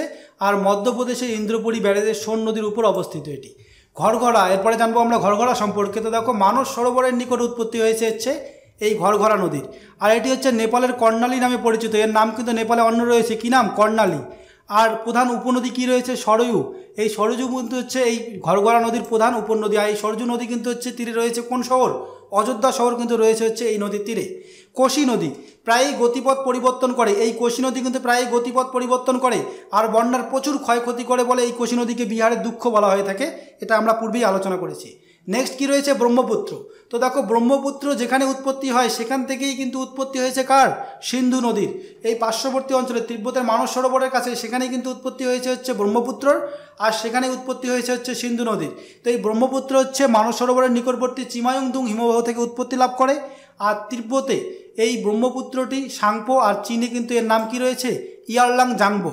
আর অরুণাচল প্রদেশে এর নাম হয় দিহাং। আর বোডো ভাষায় কিন্তু এই ব্রহ্মপুত্রের নাম কি রয়েছে? বুরলুং ভুতুর। এবং বাংলাদেশে একে কি বলা হয়? যমুনা নদী বলা হয়। এরপর দেখো রয়েছে কি ব্রহ্মপুত্র ভারতে অরুণাচল প্রদেশে নামচা বরোয়া যে আছে সেখানে কিন্তু দিহং নামে প্রবেশ করে হচ্ছে ভারতে। এরপরে কি রয়েছে? আসামে সাদিয়ার কাছে দিহং নদীটি দিবং ও লোহিতের সঙ্গে মিলিত হয়ে ব্রহ্মপুত্র নাম নিয়ে তোমার আসামে প্রবেশ করে। আর আসামে প্রবেশ করার পরেই কিন্তু এর নাম হয়ে যায় কি? ব্রহ্মপুত্র। আর ধুবড়ির কিছু দূরেই হচ্ছে এই দক্ষিণ বাহিনী হয়ে এই ব্রহ্মপুত্র নদী কিন্তু যমুনা নাম নিয়ে বাংলাদেশে প্রবেশ করেছে এবং পরিশেষে পদ্মার সঙ্গে মিলে কোথায় গিয়ে পড়েছে? বঙ্গোপসাগরে পড়েছে। একদম পরিশেষে আমাদের যে তোমার গঙ্গা নদীটা রয়েছে গঙ্গা নদীর সঙ্গে মিলিত হয়। গঙ্গাটা পদ্মা নামে তোমার বাংলাদেশে যায়, আর সেখানে গিয়ে কিন্তু এই পদ্মার সঙ্গে মিলিত হয় হচ্ছে যমুনা নদী। এরপরে কি রয়েছে? ব্রহ্মপুত্রের উল্লেখযোগ্য উপনদীগুলির মধ্যে সুবনশিরি, ধানসিরি, তারপরে বরাক, কামেং, মানস, তারপরে কি রয়েছে? বুড়িদিহাং, তারপরে দিসাং, তারপরে হচ্ছে কপিলি, তিস্তা, তোরসা, এগুলো হচ্ছে প্রধান এই ব্রহ্মপুত্র নদীর প্রধান কিন্তু উপনদী। নেক্সট কি রয়েছে? ডিব্রুগড়, তেজপুর, গুয়াহাটি, খুব ইম্পর্ট্যান্ট রয়েছে। এই যে শহরগুলো রয়েছে আসামের, এই সব শহরগুলোই কিন্তু হচ্ছে ব্রহ্মপুত্র নদীর উপর রয়েছে। এরপরে রয়েছে হচ্ছে ব্রহ্মপুত্রের অববাহিকায় অবস্থিত মাজুলি দ্বীপ যেটা রয়েছে, এটা হচ্ছে বিশ্বের সর্ববৃহৎ নদীদ্বীপ এবং মাজুলি দ্বীপ। এই মাজুলি দ্বীপ হচ্ছে বিশ্বের বৃহত্তম নদীদ্বীপ। আর এটা কোন নদীর উপরে রয়েছে? ব্রহ্মপুত্র নদীতে কিন্তু রয়েছে। নেক্সট কি রয়েছে? এই যে দেখো এখানে দেওয়া রয়েছে ব্রহ্মপুত্র নদীর ছবিটা দেওয়া রয়েছে। এখানে কিন্তু উৎপত্তি লাভ করে, এরপরে কিন্তু এখানে এসে আমাদের অরুণাচল প্রদেশ দিয়ে আমাদের আসাম হয়ে তারপরে কিন্তু বাংলাদেশে প্রবেশ করে। নেক্সট কি রয়েছে? ব্রহ্মপুত্র নদ সবথেকে বেশি জল বহন করে। যত নদী রয়েছে ভারতের মধ্যে সবথেকে বেশি জল বহন করে কিন্তু হচ্ছে ব্রহ্মপুত্র নদ। আর এখানেই অবস্থিত মাজুলি নদী দ্বীপ, পৃথিবীতে বৃহত্তম একটি যেটা আমাদের দ্বীপ রয়েছে, এটা আসামে অবস্থিত। এটা একটু আগে আমরা আলোচনা করলাম। আর দেখো এই যে মাজুলি দ্বীপ রয়েছে, এই নদী চরটির আয়তন হচ্ছে 1260 বর্গ কিমি। উপনদী কী কী রয়েছে এটা আলোচনা করেছি, এটা আর আলোচনা করবো না। তো বাম তীরের উপনদী কী কী রয়েছে এটা একটু দেখে নেই। তো বুড়ি, তারপরে ডিহং, তারপরে হচ্ছে দিসাং, তারপরে ধানসিরি, কালিন্দী, এগুলো হচ্ছে বাম তীরের উপনদী। ডান তীরেরগুলো তো দেখো রয়েছে কী কী? সুবর্ণশিরি, মানস, সংকোচ, তিস্তা, তোরসা, এগুলো হচ্ছে ডান তীরের উপনদী। ব্রহ্মপুত্র হচ্ছে 1280 কিমি নৌ চলাচলযোগ্য। ব্রহ্মপুত্র নদীর 1280 কিমি পথ কিন্তু হচ্ছে নৌ চলাচলযোগ্য। ব্রহ্মপুত্র নদের তীরে শহরগুলো আলোচনা করলাম একটু আগে। আরও কিছু শহর রয়েছে, সেগুলো কি? গোয়ালপাড়া, ধুবড়ি, আর এগুলো কিন্তু হচ্ছে এই ব্রহ্মপুত্র নদীর উপর রয়েছে। তো দেখো এরপরেই আমরা যাব হচ্ছে দক্ষিণ ভারতের নদীগুলি সম্পর্কে। দেখো দক্ষিণ ভারতের নদীগুলির দিকে গেলেই আমরা প্রথমেই আলোচনা করব হচ্ছে পূর্ব বাহিনী নদী এবং পশ্চিম বাহিনী নদী। তো পূর্ব বাহিনী যে নদীগুলো রয়েছে তার মধ্যে গোদাবরী নদী কিন্তু হচ্ছে একটি অন্যতম নদী। আর এই গোদাবরী নদীর উৎপত্তি হয়েছে কোথায়? মহারাষ্ট্রের নাসিকের কাছে তিম্বক উচ্চভূমি থেকে কিন্তু এই গোদাবরী নদীর উৎপত্তি হয়। আর একে হচ্ছে কি বলা হয়? একে কিন্তু হচ্ছে বুড়াগঙ্গা এবং দক্ষিণী গঙ্গা বলা হয়ে থাকে। এর দৈর্ঘ্য একদম গঙ্গা নদীর মতোই দীর্ঘ বলেই কিন্তু একে কী বলা হয়? দক্ষিণী গঙ্গা বলা হয়ে থাকে। এর দৈর্ঘ্য কিন্তু অনেকটাই বেশি। আর এটি কিন্তু হচ্ছে দক্ষিণ ভারতের যে নদীগুলো রয়েছে তার মধ্যে হচ্ছে এটি দীর্ঘতম নদী। নেক্সট কি রয়েছে? যে গোদাবরীর বাম তীরস্থ উপনদীগুলি কী কী রয়েছে? এক হচ্ছে পিংহিতা, তারপর হচ্ছে ইন্দ্রাবতী, শবরী, এগুলো হচ্ছে বাম তীরের উপনদী। এছাড়া রয়েছে হচ্ছে ওয়ার্ধা, বেনগঙ্গা, এগুলো কিন্তু সব হচ্ছে বাম তীরের উপনদী। এরপরে কি রয়েছে? ডান তীরের উপনদী, সেগুলো কি কি রয়েছে? মঞ্জিরা, ডারনা, তারপর হচ্ছে পুভাড়া, এগুলো হচ্ছে আমাদের ডান তীরের উপনদী। নেক্সট কি রয়েছে? নাসিক ও রাসমন্দ্রি যে রয়েছে, এই শহরগুলো কোথায় রয়েছে? এগুলো সব কিন্তু হচ্ছে গোদাবরী নদীর তীরে রয়েছে। এই কোন নদীর তীরে কোন শহর গড়ে উঠেছে এটা কিন্তু খুবই ইম্পর্ট্যান্ট রয়েছে। তো দেখো নাসিক ও রাসমন্দ্রি যে শহরটা রয়েছে এগুলো কিন্তু হচ্ছে গোদাবরী নদীর তীরে কিন্তু রয়েছে। নেক্সট দেখো এখানে গোদাবরী নদীটা দেওয়া রয়েছে, গোদাবরী নদীর ব্যাপারটা এই যে গোদাবরী নদী, আর এখানেই কিন্তু রয়েছে হচ্ছে নাসিক এবং রাসমুন্দ্রি। এরপরে যাব হচ্ছে আমরা কৃষ্ণা নদী। দেখো কৃষ্ণা নদী যেটা রয়েছে এটা কিন্তু হচ্ছে মহারাষ্ট্রের পশ্চিমঘাট পর্বতমালার মহাবালেশ্বর থেকে উৎপন্ন হয়েছে, আর এটা মহাবালেশ্বরের উৎপত্তি হয়ে এর পরবর্তীতে দেখো এটা কোন কোন স্থান দিয়ে প্রবাহিত হয়েছে। তো দেখো মহারাষ্ট্র, কর্ণাটক, তেলেঙ্গানা, অন্ধ্রপ্রদেশের উপর দিয়ে এই নদী তোমার মোহনায়, অর্থাৎ এই নদী একদম অন্ধ্রপ্রদেশের উপর দিয়ে গিয়ে একদম মোহনায় বদ্বীপ সৃষ্টি করে বঙ্গোপসাগরে কিন্তু পতিত হয়েছে। তো এই তোমার কৃষ্ণা নদী রয়েছে, তারপরে দেখো রয়েছে কি কাবেরীকে, এই যে কাবেরী রয়েছে, এই কাবেরীকে কিন্তু হচ্ছে দক্ষিণের গঙ্গা বলা হয়, আর গোদাবরীকে বলা হয় বৃদ্ধ গঙ্গা বা দক্ষিণী গঙ্গা, যেটা একটু আগে আমরা আলোচনা করলাম। নেক্সট হচ্ছে কৃষ্ণা নদী যে রয়েছে, এই কৃষ্ণা নদী গোদাবরীর পর দক্ষিণ ভারতের দ্বিতীয় দীর্ঘতম নদী। তো আমরা জানি হচ্ছে দক্ষিণ ভারতের দীর্ঘতম নদী হচ্ছে গোদাবরী, আর গোদাবরীর পরেই কিন্তু রয়েছে হচ্ছে কৃষ্ণা নদী। নেক্সট কি রয়েছে, কৃষ্ণার উপনদীগুলির মধ্যে কি রয়েছে, কয়না, তারপরে সিনা, ভীমা, তারপর হচ্ছে তুঙ্গভদ্রা, মুসি, তারপর হচ্ছে বেদবতী, এগুলো হচ্ছে প্রধান প্রধান উপনদী কৃষ্ণা নদীর। নেক্সট কি রয়েছে, মুসি। এই মুসি নদীর তীরে রয়েছে কিন্তু হায়দ্রাবাদ শহরটি। দেখো মুসি নদীর তীরে রয়েছে কোন শহর, হায়দ্রাবাদ, এটা কিন্তু খুবই ইম্পর্টেন্ট রয়েছে। এরপরে রয়েছে হচ্ছে তুঙ্গভদ্রা নদীটি। দেখো তুঙ্গভদ্রা যে নদীটা রয়েছে এটি হচ্ছে তুঙ্গভদ্রা নামক দুটি নদীর মিলিত স্রোতটাকেই বলা হয় কিন্তু তুঙ্গভদ্রা। নেক্সট হচ্ছে কি কাবেরী নদী। তো দেখো কাবেরী নদী একটু আগে আমরা আলোচনা করলাম, কাবেরী নদী কিন্তু পবিত্রতা অর্থাৎ খুব পবিত্র বলে, গঙ্গার মতো পবিত্র বলেই কিন্তু কাবেরী নদীকে দক্ষিণের গঙ্গা বলা হয়ে থাকে। তো দেখো কাবেরী নদী হচ্ছে পশ্চিমঘাট পর্বতমালার তালকাবেরী থেকে উৎপন্ন হয়েছে, আর এই নদীটি কর্ণাটক, তামিলনাড়ুর মধ্য দিয়ে প্রবাহিত হয়েছে। এর দৈর্ঘ্য কত রয়েছে, প্রায় কিন্তু হচ্ছে 800 কিমির মতো। নেক্সট কি রয়েছে, দীর্ঘদিন ধরে এই নদীর জলবন্টনকে কেন্দ্র করে কর্ণাটক এবং তামিলনাড়ুর মধ্যে বিবাদ সৃষ্টি হয়েছে। দেখো এই নদীটার জলবন্টনকে নির্ভর করে, অর্থাৎ জলবন্টনের উপরেই কিন্তু হচ্ছে কর্ণাটক এবং তামিলনাড়ুর মধ্যে একটা বিবাদ সৃষ্টি হয়েছে। দীর্ঘদিন ধরে এই বিবাদ কিন্তু চলে এসেছে, আর এই নদীর অববাহিকায় কর্ণাটক, কেরালা এবং তামিলনাড়ু পদুচেরির মধ্যে অবস্থিত। এই নদীটা কোন কোন রাজ্যের মধ্যে দিয়ে গেছে, কর্ণাটক, কেরালা, তামিলনাড়ু, পদুচেরি। এরপরে কি রয়েছে, শিবসমুদ্রম নামক জলপ্রপাত যেটা রয়েছে সেটা কিন্তু হচ্ছে এই কাবেরী নদীর উপর রয়েছে, খুবই ইম্পর্টেন্ট রয়েছে হচ্ছে এই কোশ্চেনটি। এটা কিন্তু হচ্ছে শিবসমুদ্রম জলপ্রপাত যে রয়েছে এটা হচ্ছে কাবেরী নদীর উপর রয়েছে। এরপরে কি রয়েছে, কাবেরীর উপনদীগুলির মধ্যে কি রয়েছে, হিমবতী, তারপর হচ্ছে শিমসা, তারপর হচ্ছে অমরাবতী, তারপর হচ্ছে কাবানি, তারপর হচ্ছে কি লোকপাবিনী, তারপর হচ্ছে ভবানী, এগুলো প্রধান প্রধান এর উপনদী। এরপরে কি রয়েছে, কাবেরী হচ্ছে তামিলনাড়ুতে বৃহৎ একটি বদ্বীপ সৃষ্টি করেছে, আর হচ্ছে মেত্তুর যে ড্যাম রয়েছে এই মেত্তুর ড্যাম কিন্তু এই নদীর উপরে অবস্থিত। এরপরে দেখো রয়েছে কি যে তিরুচিরাপল্লী যে শহরটি রয়েছে এই কাবেরী নদীর উপর রয়েছে। নেক্সট কি রয়েছে, নেক্সট হচ্ছে মহানদী যে রয়েছে, এই মহানদী ছত্তিশগড়ের দণ্ডকারণ্য থেকে উৎপত্তি লাভ করে উড়িষ্যার উপর দিয়ে তোমার বঙ্গোপসাগরে কিন্তু পতিত হয়েছে। তো এখানে দেখে নাও, দেখো এই যে মহানদী রয়েছে এই মহানদী কোথায় উৎপত্তি হয়েছে, ছত্তিশগড়ের দণ্ডকারণ্য থেকে উৎপত্তি লাভ করে উড়িষ্যা দিয়ে কিন্তু কোথায় তোমার পতিত হয়েছে, বঙ্গোপসাগরে কিন্তু পতিত হয়েছে। তো মহানদীর তীরে ছত্তিশগড়ের রাজধানী রয়েছে কি রায়পুর, তারপরে কটক শহর, এই দুটি শহর কিন্তু মহানদীর তীরে রয়েছে। আর ভারতের দীর্ঘতম ড্যাম যেটা রয়েছে হীরাকুদ, এটি কিন্তু হচ্ছে এই নদীর উপর রয়েছে, মহানদীর উপর। মহানদীর উপনদীগুলি কী কী রয়েছে, ইপ, মান্দ, তারপরে হচ্ছে হাসদো, এগুলো কিন্তু সব হচ্ছে মহানদীর উপনদী। তারপরে রয়েছে কি সুবর্ণরেখা। তো দেখো সুবর্ণরেখা হচ্ছে রাঁচি মালভূমি থেকে নির্গত হয়ে ঝাড়খণ্ড দিয়ে তারপরে পশ্চিমবঙ্গ এবং উড়িষ্যার উপর দিয়ে প্রবাহিত হয়ে বঙ্গোপসাগরে গিয়ে পতিত হয়েছে। এরপরে কি রয়েছে, এই নদীর তীরে জামশেদপুর যে শহরটি রয়েছে এই জামশেদপুর শহর কিন্তু এই নদীর তীরেই রয়েছে। নেক্সট কি রয়েছে, দক্ষিণ ভারতের পূর্ববাহিনী নদী কী কী রয়েছে সেগুলো দেখো। দক্ষিণ ভারতের পূর্ববাহিনী নদী কী রয়েছে, সুবর্ণরেখা। তো এই সুবর্ণরেখা হচ্ছে ছোটনাগপুর মালভূমি থেকে উৎপত্তি হয়েছে, হুড্রু জলপ্রপাত যেটা রয়েছে এই নদীর উপর অবস্থিত। বিস্তৃত হচ্ছে ঝাড়খণ্ড, পশ্চিমবঙ্গ, উড়িষ্যা, একটু আগে আমরা দেখলাম, আর উড়িষ্যার তোমার বালেশ্বরের নিকট কিন্তু বঙ্গোপসাগরে গিয়ে পতিত হয়েছে। তো এই পূর্ববাহিনী নদীগুলো এগুলো সব কিন্তু হচ্ছে পূর্ববাহিনী নদী, যেগুলো আমরা আলোচনা করছি সব হচ্ছে পূর্ববাহিনী নদী। নেক্সট হচ্ছে কি নর্মদা নদী। এবার কিন্তু আমরা পশ্চিম বাহিনী নদীর দিকে যাচ্ছি। পশ্চিম বাহিনী নদী, এই নর্মদা নদী কিন্তু হচ্ছে একটি পশ্চিম বাহিনী নদী। দেখো পশ্চিম বাহিনী নদীর মধ্যে দীর্ঘতম হচ্ছে এই নর্মদা নদী, আর এই নর্মদা নদী হচ্ছে মহাকাল পর্বতে সর্বোচ্চ শৃঙ্গ অমরকণ্টক থেকে উৎপন্ন হয়ে বিন্ধ্য ও সাতপুরা যে সংকীর্ণ স্থানটি রয়েছে এই বিন্দু এবং সাতপুরা পর্বতের তোমার মধ্য দিয়ে কিন্তু প্রবাহিত হয়েছে। বিন্দু এবং সাতপুরা পর্বতের যে সংকীর্ণ গ্রাবেন জাতীয় গিরিখাত রয়েছে এই গিরিখাতের মধ্য দিয়ে কিন্তু এটা প্রবাহিত হয়ে খাম্বাদ উপসাগরে গিয়ে পতিত হয়েছে। আর এই নর্মদা নদী কোন বদ্বীপ সৃষ্টি করেনি, নর্মদা নদী কিন্তু কোনো বদ্বীপ সৃষ্টি করেনি, আর মধ্যপ্রদেশ, মহারাষ্ট্র, গুজরাট এই তিনটি রাজ্যের উপর দিয়ে এই নদী প্রবাহিত হয়। নর্মদা হচ্ছে জব্বলপুরের নিকটবর্তী ধুয়াধার জলপ্রপাত সৃষ্টি করেছে। দেখো নর্মদা নদীর উপর কিন্তু এই ধুয়াধার জলপ্রপাতটি রয়েছে, আর শ্বেতপাথরের উপর থেকে পতিত হচ্ছে বলে এই জলপ্রপাতকে কী বলা হয়? মার্বেল জলপ্রপাতও কিন্তু বলা হয়। তো এটাও কিন্তু খুবই ইম্পর্টেন্ট রয়েছে, ধুয়াধার জলপ্রপাতকে কিন্তু বলা হয় কি? মার্বেল জলপ্রপাত। এরপরে কি রয়েছে? নর্মদার উপনদীগুলি কী কী রয়েছে? হিরণ, বন্যা, কোলার, তাওয়া, মন্ডি, এগুলো সব কিন্তু হচ্ছে তোমার নর্মদার উপনদী। নেক্সট কী রয়েছে? নর্মদা নদীর উপর ইন্দিরাসাগর, তারপর হচ্ছে সর্দার সরোবর জলবিদ্যুৎ কেন্দ্রগুলি কিন্তু গড়ে উঠেছে হচ্ছে এই নর্মদা নদীর উপর। কী কী? এক হচ্ছে ইন্দিরাসাগর, তারপর হচ্ছে সর্দার সরোবর। ইন্দিরাসাগর রয়েছে হচ্ছে তোমার মধ্যপ্রদেশে, আর সর্দার সরোবর যেটা রয়েছে এটা কিন্তু রয়েছে হচ্ছে গুজরাটে। তো এখানে দেখো রয়েছে নর্মদা নদী, ছবিতে দেখো রয়েছে এটা নর্মদা নদী, আর এই নর্মদা নদী এই সৃষ্টি হয়ে এখানে সৃষ্টি হয়ে তারপরে কিন্তু হচ্ছে একদিকে হচ্ছে বিন্দু পর্বত, এই যে বিন্দু পর্বত রয়েছে, আর একদিকে সাতপুরা পর্বত। এই বিন্দু পর্বত এবং সাতপুরা পর্বতের মাঝ দিয়ে অর্থাৎ মধ্য দিয়ে কিন্তু প্রবাহিত হয়েছে। আর একটা রয়েছে তার নিচেই দেখো রয়েছে তাপ্তি নদী। এই তাপ্তি নদী যেটা রয়েছে, এই তাপ্তি নদী কিন্তু হচ্ছে সাতপুরা এবং অজন্তা যে পর্বত রয়েছে এই দুটি নদী তোমার এই দুটি পর্বতের মধ্য দিয়ে কিন্তু প্রবাহিত হয়েছে হচ্ছে এই তাপ্তি নদীটি। নেক্সট দেখো কি রয়েছে? তাপ্তি নদী, যেটা একটু আগে আমরা আলোচনা করলাম যে এটা কী হয়েছে? সাতপুরা এবং অজন্তা নদীর মধ্য দিয়ে কিন্তু প্রবাহিত হয়েছে। তো এই তাপ্তি নদী নর্মদার যমজ নদী বলা হয় একে।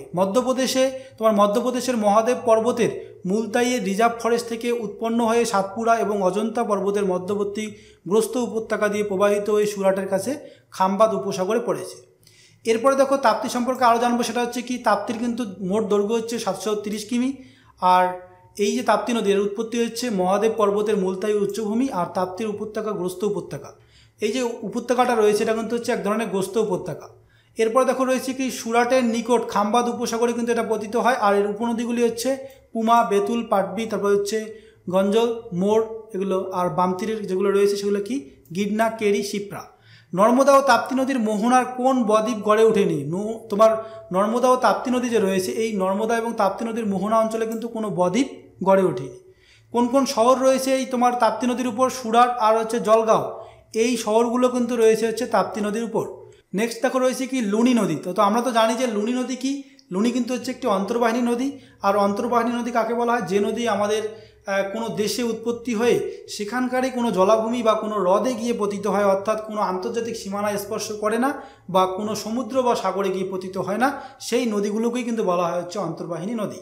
তো লুনি নদী হচ্ছে আরাবল্লী পর্বতের নিকটবর্তী আনাসাগর হ্রদ থেকে উৎপন্ন হয়ে থর মরুভূমি অঞ্চলের মধ্য দিয়ে প্রবাহিত হয়ে কচ্ছের রানে পতিত হয়। আর এর দৈর্ঘ্য হচ্ছে কত? তোমার 482 কিমি। লুনি ভারতের অন্যতম একটি অন্তর্বাহিনী নদী। আর এই যে নদী একটু আগে যেটা আমরা দেখলাম, যে নদী কোনো দেশের সীমাবদ্ধ থাকে সেই নদীকেই বলা হয় অন্তর্বাহিনী নদী। আর লুনি কিন্তু হচ্ছে একটি লবণাক্ত জলের নদী। নেক্সট কি রয়েছে? নেক্সট দেখো রয়েছে হচ্ছে সবরমতী নদী। এর উৎপত্তি হচ্ছে আরাবল্লী পর্বত। আর এর শহর কী কী রয়েছে এর উপর? আমেদাবাদ শহর আর গান্ধী সাগর, গান্ধীনগর যেটা রয়েছে এই গান্ধীনগর এবং আমেদাবাদ শহর এই দুটি কিন্তু হচ্ছে এই সবরমতী নদীর তীরে রয়েছে। নেক্সট দেখো এই সবরমতী নদীর উৎপত্তি কোথায়? আরাবল্লী পর্বতের মেবার পাহাড় থেকে উৎপত্তি হয়েছে আর পতিত হয়েছে খাম্বাদ উপসাগরে। শহর রয়েছে আমেদাবাদ আর হচ্ছে গান্ধীনগর। তো দেখো দুটি নদী একসঙ্গে মিলিত হয়ে কিন্তু এই সবরমতী নদী নাম হয়। তো কোন কোন নদী? সবর এবং হাতমতি, এই দুটি নদী মিলিত হয়ে কিন্তু নাম হয় কি? সবরমতী। উপনদী হচ্ছে ওয়াকাল, তারপর হচ্ছে জাওয়ান, মিত্রি, এগুলো সব হচ্ছে এর উপনদী। নেক্সট হচ্ছে মাহি নদী। তো দেখো বিন্দু পর্বতমালা থেকে উৎপন্ন হয়ে খাম্বাদ উপসাগরে পড়েছে হচ্ছে মাহি নদী। আর মাহি হচ্ছে মধ্যপ্রদেশ, গুজরাট, রাজস্থানের উপর দিয়ে প্রবাহিত হয়। আর উপনদী কী কী রয়েছে? সোম, অংশ, পানাম, এগুলো হচ্ছে এর উপনদী। আর মাহির উপর বানেশ্বর ড্যাম, এই বানেশ্বর ড্যামটি কিন্তু রয়েছে হচ্ছে মাহি নদীর উপর। এরপরে দেখো গোয়া রাজ্যে প্রবাহিত পশ্চিম বাহিনী নদী হলো কী কী? মান্ডবী, জুয়ারি, এগুলো। আর কর্ণাটক রাজ্যে প্রবাহিত পশ্চিম বাহিনী নদীগুলি কী কী রয়েছে? কালানাবি, শরাবতী, তারপর হচ্ছে নেত্রাবতী। আর এই শরাবতী নদী কিন্তু হচ্ছে যোগ গেরসপা যে জলপ্রপাত রয়েছে এই দুটি জলপ্রপাতটি কিন্তু হচ্ছে এই শরাবতী নদীর উপর রয়েছে। এরপরে দেখো আমরা জানবো সেটা হচ্ছে উত্তরবাহিনী নদীগুলি। তো দেখো সোন এবং চম্বল এগুলি কিন্তু হচ্ছে উত্তরবাহিনী নদী, খুব ইম্পর্টেন্ট রয়েছে সোন এবং চম্বল। আর এগুলো কার উপনদী? চম্বল হচ্ছে যমুনার উপনদী আর সোন হচ্ছে কি? গঙ্গার উপনদী। আর এই উপনদীগুলি কিন্তু হচ্ছে উত্তরবাহিনী নদী। এগুলো কিন্তু উৎপত্তি হয়ে দক্ষিণ দিকে উৎপত্তি হয়ে উত্তর দিকে প্রবাহিত হয়েছে, তার জন্য কিন্তু একে বলা হয় কি? উত্তরবাহিনী নদী। অর্থাৎ যে কোনো স্থানে প্রবাহিত হয়ে কোনো নদী যদি উত্তর দিকে প্রবাহিত হয়, কোনো স্থানে উৎপত্তি হয়ে, তাহলে কিন্তু তাকে বলা হয় উত্তরবাহিনী নদী। আর পূর্ব দিকে যদি যায় তাহলে বলা হয় পূর্ববাহিনী নদী। আর কোথাও উৎপত্তি হয়ে যদি পশ্চিম দিকে যায় তাকে বলা হয় কি? পশ্চিম বাহিনী নদী। তো সোন এবং চম্বল হচ্ছে কি? উত্তরবাহিনী নদী। আর এই নদীর উপর কোটা শহরটি কিন্তু অবস্থিত চম্বল নদীর উপর। ওটা কোথায় রয়েছে? রাজস্থানে রয়েছে। আর সরাবতী নদীর উপর যোগ এবং গেরসোপ্পা এই ভারতের সবচেয়ে উঁচু জলপ্রপাত এটি কিন্তু এখানে রয়েছে। আর সম্বর হ্রদ দক্ষিণ দিক থেকে রূপনগর নদী এবং উত্তর দিক থেকে মেধা নদী মিলিত হয়েছে। গণ্ডক হচ্ছে মধ্য হিমালয়, নেপালের নারায়ণী নামে পরিচিত। পূর্ব বাহিনী নদীগুলি হচ্ছে মহানদী, গোদাবরী, কৃষ্ণা, কাবেরী। আর পশ্চিম বাহিনী নদী হচ্ছে নর্মদা, তাপ্তি, সবরমতী, মাহি। উত্তর বাহিনী নদী হচ্ছে সোন এবং চম্বল। আর অন্তর্বাহিনী নদী হচ্ছে লুনি, ঘাঘর, রূপনগর, এগুলো হচ্ছে অন্তর্বাহিনী নদী। আর ঘাঘর নদী হচ্ছে অন্তর্বাহিনী নদী, যেটা পাঞ্জাব এবং হরিয়ানায় রয়েছে। রাজস্থানে রয়েছে হচ্ছে হনুমানগঞ্জের কাছে, এর প্রবাহ বিলুপ্ত হয়ে গেছে। তো গঙ্গার জলদূষণ রোধ করার জন্য কেন্দ্রীয় ও সংশ্লিষ্ট রাজ্য সরকার উদ্যোগে 1985 সালে সেন্ট্রাল গঙ্গা অথরিটি নামে একটি তদারকি সংস্থার অধীনে গঙ্গা অ্যাকশন প্ল্যান নামে একটি পরিকল্পনা নেওয়া হয়। এটা কত সালে? 1985 সালে। খুবই ইম্পর্টেন্ট, সালটি কিন্তু খুবই ইম্পর্টেন্ট। ভারতের শতকরা 90% এলাকা কিন্তু হচ্ছে বঙ্গোপসাগরে পতিত নদী দ্বারা কিন্তু গঠিত হয়েছে। পরবর্তীতে কি রয়েছে? হ্রদ। তো দেখো, চিল্কা হ্রদ হচ্ছে ভারতের সর্ববৃহৎ হ্রদ বলে জ্ঞাত। আর উলার হ্রদ কি? মিষ্টি জলের সবথেকে বড় হ্রদ। আর লোনার হ্রদ কি? হচ্ছে আগ্নেয়গিরির কার্যকলাপের ফলে সৃষ্টি হয়েছে। ভারতের সর্বোচ্চ হিমবাহ নির্মিত হ্রদ হলো কি? দেবতাল। আর এটি হচ্ছে গাড়োয়াল হিমালয়ে অবস্থিত। সম্বর হ্রদ কি? সম্বর হ্রদ থেকে লবণের উৎপাদন যে হয় সেটা কিন্তু হয় এই সম্বর হ্রদ থেকে। একে সল্ট লেক বলা হয় বা লবণাক্ত হ্রদ কিন্তু একে বলা হয়। এরপরে আরও কিছু ইম্পর্টেন্ট তথ্য দেওয়া রয়েছে এখানে। তার আগে কিন্তু আমরা এখানে বিভিন্ন হ্রদ এবং কোন রাজ্যে অবস্থিত সেটাও জেনে নেই। চিল্কা হ্রদ রয়েছে উড়িষ্যায়, সম্বর হ্রদ রয়েছে রাজস্থানে, হুসেন সাগর হ্রদ রয়েছে অন্ধ্রপ্রদেশে, ডাল হ্রদ রয়েছে জম্মু কাশ্মীরে, উলার হ্রদ রয়েছে জম্মু কাশ্মীরে, কোলেরু হ্রদ রয়েছে অন্ধ্রপ্রদেশ, পুলিকট হ্রদ রয়েছে তামিলনাড়ু, শেষনাগ হ্রদ রয়েছে জম্মু কাশ্মীর, আর তোমার মানস বল হ্রদ রয়েছে জম্মু কাশ্মীর। ভেম্বানাথ হ্রদ রয়েছে কেরলে, আর লোকটাক হ্রদ রয়েছে কোথায়? মণিপুরে। নেক্সট জানবো আমরা কি হ্রদ ও উপহ্রদ সম্পর্কে। তো দেখো, হ্রদ হচ্ছে সম্বর, ভারতে অবস্থিত হ্রদের মধ্যে সবচেয়ে বড়। আর সম্বর মরু অঞ্চলের বৃহত্তম হ্রদ। আর জয়পুর শহরে এটি অবস্থিত। দেখো, এত বর্গ কিমি স্থান জুড়ে রয়েছে। আর মরু অঞ্চলের হ্রদকে কী বলা হয়? মরু অঞ্চলে যে ছোটো ছোটো হ্রদ থাকে, যে সেই হ্রদগুলোকে কী বলা হয়? প্লায়া কিন্তু বলা হয়ে থাকে। মরু অঞ্চলে অন্যান্য লবণাক্ত হ্রদ যেমন হচ্ছে দেগানা, তারপর হচ্ছে দিদুয়ানা, তারপর হচ্ছে কুচিমান, তারপর হচ্ছে এগুলো কিন্তু সব উল্লেখযোগ্য। আর লাদাখে কী কী রয়েছে? সোমারহি, সল্টলেক, পাঙ্গং। এরপর দেখো, লোনার মিষ্টি জলের হ্রদ হলো একটি। আর এটি হচ্ছে কোথায় রয়েছে? মহারাষ্ট্রে কিন্তু রয়েছে লোনার হ্রদটি। কোলেরু হচ্ছে কোথায় রয়েছে? গোদাবরী ও কৃষ্ণার বদ্বীপে অবস্থিত ভারতের বৃহত্তম একটি মিষ্টি জলের হ্রদ। চিল্কা হ্রদ হচ্ছে ভারতের সবচেয়ে বড় হ্রদ। আর এটি হচ্ছে উড়িষ্যার উপকূলে অবস্থিত। পুলিকট হচ্ছে অন্ধ্রপ্রদেশে অবস্থিত। আর লোকটাক কোথায় রয়েছে? মণিপুরে রয়েছে। এটি হচ্ছে উত্তর পূর্ব ভারতের হচ্ছে একটি বৃহত্তম হ্রদ। উত্তর পূর্ব ভারতে যতগুলো হ্রদ রয়েছে তার মধ্যে মণিপুরের লোকটাক কিন্তু হচ্ছে একটি বৃহত্তম হ্রদ। নেক্সট কি রয়েছে? ভেম্বানাথ উপহ্রদ। এটি হচ্ছে বৃহত্তম কয়াল। আর এটি রয়েছে হচ্ছে কেরালার মালাবার উপকূলে কিন্তু এই ভেম্বানাথ উপহ্রদটি রয়েছে। আর এটি কিন্তু হচ্ছে বৃহত্তম তোমার কয়াল। এটি কিন্তু খুবই ইম্পর্টেন্ট রয়েছে। অন্যান্য কয়ালগুলি রয়েছে কোথায় কোথায়? পানামি, অষ্টমুদ্রি, তারপর হচ্ছে শাস্তা, কৌটা, তারপর হচ্ছে তোমার করমকুলম, এগুলো সব কিন্তু হচ্ছে কি? অন্যান্য কয়াল। তো ইম্পর্টেন্ট রয়েছে হচ্ছে ভেম্বানাথ উপহ্রদ যেটা রয়েছে, এটা কিন্তু হচ্ছে একটি বৃহত্তম কয়াল। নেক্সট কি রয়েছে? নেক্সট হচ্ছে ডাল ও উলার কাশ্মীর উপত্যকায় অবস্থিত। উলার ভারতের হচ্ছে বৃহত্তম একটি মিষ্টি জলের হ্রদ। আর কুমায়ুন হিমালয়ের হ্রদ হচ্ছে কি? নৈনিতাল, ভীমতাল, তোমার সাততাল, পুনা তাল, এগুলো। চন্দ্রতাল হচ্ছে হিমাচলের তোমার সিপ্তি উপত্যকায় অবস্থিত, এগুলো রয়েছে। আর প্রবাল হ্রদ হচ্ছে কি? লাক্ষাদ্বীপে দেখা যায়। আর পৃথিবীর বৃহত্তম হ্রদ হচ্ছে কি? কাস্পিয়ান সাগর।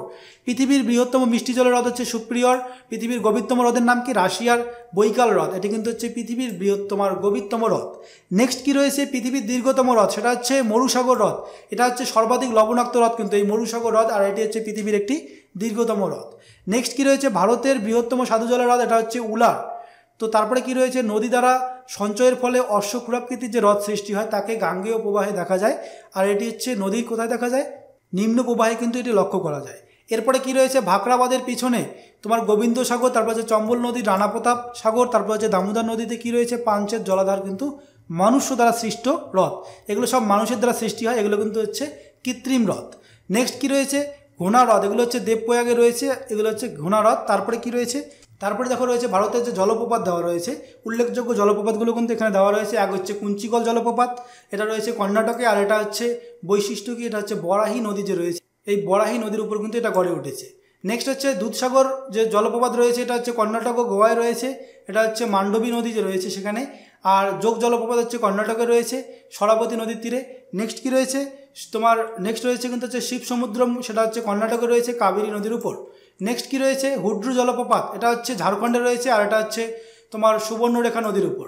নেক্সট হচ্ছে কপিলধারা, কপিলধারা যে জলপ্রপাত রয়েছে এটি হচ্ছে কপিলধারা যে তোমার জলপ্রপাত রয়েছে এটি হচ্ছে কোথায় রয়েছে মধ্যপ্রদেশে রয়েছে আর এটা হচ্ছে নর্মদা নদীর উপর রয়েছে।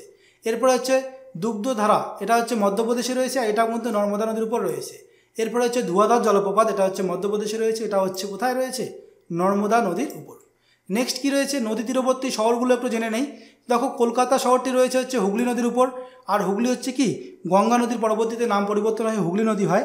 তো এটা কিন্তু যদি হুগলি নদী অপশনে না থাকে তাহলে কিন্তু আমাদের গঙ্গা রাইট অ্যান্সার হয়ে যাবে। তো এখানে কিন্তু হুগলি নদীর উপর রয়েছে কি কলকাতা শহরটি। এরপরে হচ্ছে আগ্রা, আগ্রা হচ্ছে যমুনা নদীর উপর, আর শ্রীনগর রয়েছে ঝিলাম নদীর উপর, হায়দ্রাবাদ রয়েছে মুসি নদীর উপর, কটক রয়েছে মহানদীর উপর, হরিদ্বার রয়েছে গঙ্গা নদীর উপর, জামশেদপুর রয়েছে সুবর্ণরেখা নদীর উপর, বারাণসী রয়েছে গঙ্গা নদীর উপর, অযোধ্যা রয়েছে সরেউ নদীর উপর, কানপুর রয়েছে কোথায় গঙ্গা নদীর উপর, আর লখনৌ রয়েছে হচ্ছে গোমতী নদীর উপর। নেক্সট কি রয়েছে দিল্লি, দিল্লি কিন্তু হচ্ছে যমুনা নদীর উপর, আহমেদাবাদ হচ্ছে সবরমতী নদীর উপর, তারপর জব্বলপুর হচ্ছে নর্মদা নদীর উপর, ফিরোজপুর হচ্ছে শতদ্র নদী, আর বদ্রীনাথ হচ্ছে কিন্তু গঙ্গা নদীর উপর। এরপরে কি রয়েছে কেদারনাথ, এই কেদারনাথ হচ্ছে গঙ্গা নদীর উপর, আর তিরুচিরাপল্লী হচ্ছে কাবেরী নদীর উপর। এরপরে রয়েছে হচ্ছে লুধিয়ানা, এই লুধিয়ানা শহরটি রয়েছে হচ্ছে শতদ্র নদীর উপর। তারপরে রয়েছে কি ইম্পর্টেন্ট খুব পানাজি, পানাজি আর সুরাট। তো পানাজি রয়েছে হচ্ছে মান্ডবী নদীর উপর, আর সুরাট রয়েছে হচ্ছে তাপ্তি নদীর উপর। তো এখানে দেখো একটু ভুল রয়েছে, তো দেখো কোটা শহরটি কিন্তু রয়েছে কোথায় চম্বল নদীর উপর। নেক্সট কি রয়েছে পাটনা রয়েছে গঙ্গা সোন এর মিলনস্থলে। এরপরে ভাগলপুর রয়েছে গঙ্গা নদীর উপর, নাসিক রয়েছে গোদাবরী, উজ্জয়িনী হচ্ছে শিপ্রা, আর গৌহাটি রয়েছে কোথায় গৌহাটি কিন্তু রয়েছে হচ্ছে ব্রহ্মপুত্র, ডিব্রুগড় ব্রহ্মপুত্র, তেজপুর এগুলো সব কিন্তু হচ্ছে ব্রহ্মপুত্র। এরপরে কি রয়েছে নিচে নিচে দেখো রয়েছে খুবই ইম্পর্টেন্ট শিলিগুড়ি নাগপুর, শিলিগুড়ি মহানন্দা, আর নাগপুর রয়েছে হচ্ছে করডি, আর সম্বলপুর রয়েছে হচ্ছে মহানদীর উপর। নেক্সট হচ্ছে অমরাবতী রয়েছে কৃষ্ণা নদী, পূর্ণিয়া হচ্ছে কোশি, চেন্নাই হচ্ছে কি আদিয়ার বা কুয়ম যে নদীটা রয়েছে সেখানে, আর মাদুরাই রয়েছে কিন্তু হচ্ছে ভাইগাই নদী, আর নেক্সট হচ্ছে মথুরা রয়েছে যমুনা নদী। এরপরে রয়েছে কি নিজামাবাদ রয়েছে গোদাবরী নদীর উপর, আর পুনে কিন্তু রয়েছে হচ্ছে মুলা বা মুথা নদীর উপর। তো দেখো আজকের ভিডিওটা এই পর্যন্তই থাকলো। সম্পূর্ণ ভিডিও দেখার জন্য তোমাদের অসংখ্য ধন্যবাদ। আর দেখো এর পরবর্তীতে এই যে নদ নদী সম্পর্কে আমরা আজকে আলোচনা করলাম নদ নদী, তো এই নদ নদীর পরবর্তীতে আমরা আগামীকাল কিন্তু আরও একটি ভিডিও নিয়ে আসবো নদ নদীর উপর, সেখানে কিন্তু মোস্ট ইম্পর্টেন্ট এমসিকিউগুলো থাকবে। তো সেটা তোমরা অবশ্যই দেখে নেবে, তাহলে কিন্তু তোমরা বুঝতে পারবে যে তোমরা এই যে ক্লাসটা করলে, ক্লাসটা করে তোমার কতটা উপকৃত হলে সেটা কিন্তু তোমরা সেখান থেকে বুঝতে পারবে। তো বন্ধুরা আজকে ভিডিওটা এই পর্যন্তই। Thank you for watching.